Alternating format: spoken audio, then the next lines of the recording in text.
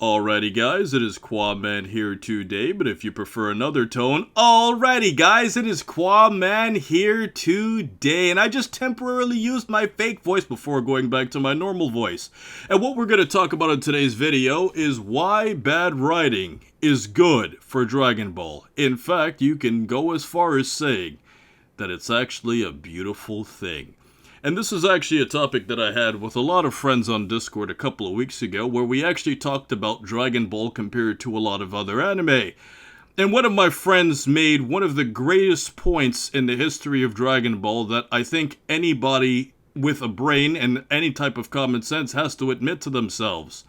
The reason why Dragon Ball is so fantastic to talk about on YouTube is because it's inherently a flawed show.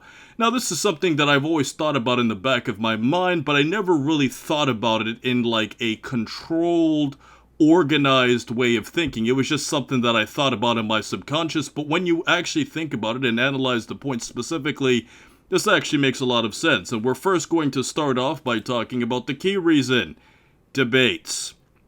If you think of all of the power scaling channels that exists out on YouTube, and even the occasional times that I've done power scaling and other Dragon Ball YouTubers have done power scaling, and even before Dragon Ball YouTubing was a thing, this was something that always existed in the Dragon Ball community. If you go back to Vegito 1089's, power level series, if you go back to old Dragon Ball forums, Dragon Ball fans have been having debates about a bunch of things for a bunch of different years about how strong this guy is this character this or that, and the reason that Dragon Ball being flawed helps with this is because everything is unclear.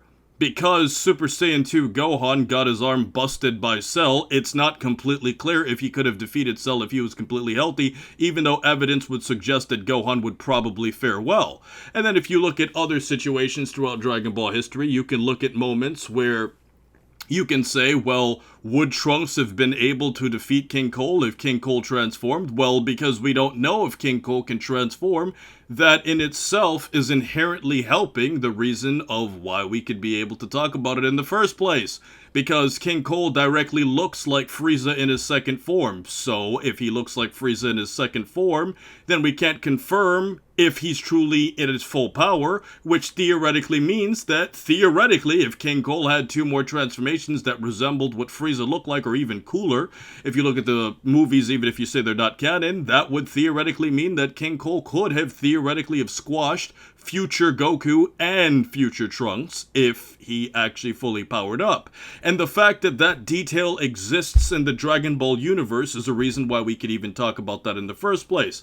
But this goes even farther beyond just basic Dragon Ball topics of power scaling or things like that, because a lot of Dragon Ball theories and Dragon Ball mysteries are essentially formed because things are so incomplete in the franchise.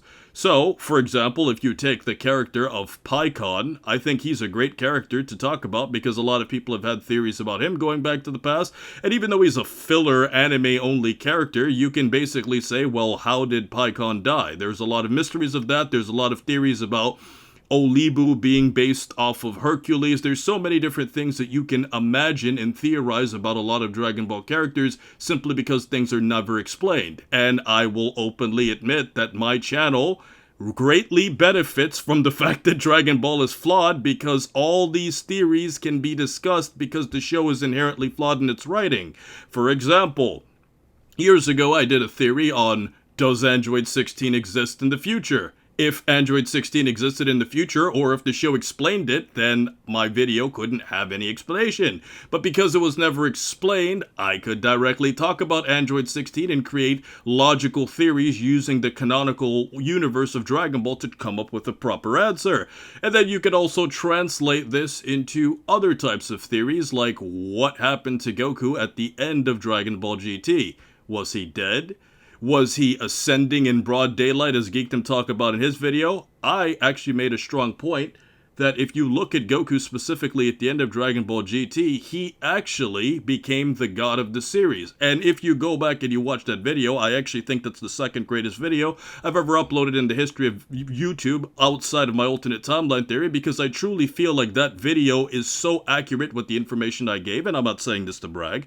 I'm saying that I feel like my analysis in that video was so strong that you could basically make my video canon to Dragon Ball GT. And I'm actually serious about that, because I think the way that I explained things was so deep and made so much sense that there's no way that anybody could debunk anything I said in that video.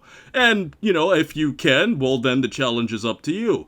So, essentially, because of theories and mysteries that can essentially be formed, that is something else that we could wonder. Even things about who is Vegeta's mother. We've seen Goku's mother now, even though we hadn't seen Goku's mother for the vast majority of Dragon Ball history, but because she came out in Dragon Ball Minus years ago, and now, obviously, in Dragon Ball Super Broly, she now exists in the Dragon Ball universe. And then you have bigger characters like Tarbol and Tights that never existed, but then all of a sudden, Vegeta and Bulma have relatives that we never knew existed in the Dragon Ball universe, and theoretically it could make sense even though the Tarbol situation makes less sense than Tights. Tights can be written into the story a little bit easier than Tarbol for several different reasons and statements that were made before, but that's besides the point. You get that theories and mysteries are essentially a fabric of a flawed series.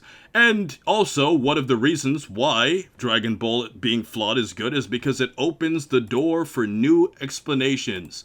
So one thing that Dragon Ball has done countlessly over the years is that it essentially can keep a character that we all thought was dead or gone or something like that, and then kind of keep that character around and just dwindle them into the Dragon Ball universe in case we ever want to go back and figure out about that character.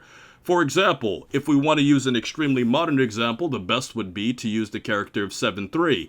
He exists, and the Dragon Ball universe obviously is keeping him around for a reason, and even if they never utilize his character, the existence of 7-3 being there allows us to wonder, well, how is his character being used, even if he never gets used? But because he's in the universe itself, adds a lot of opportunities to how his character can be utilized. And there's other things too, like if you look at Master Roshi's Mafuba.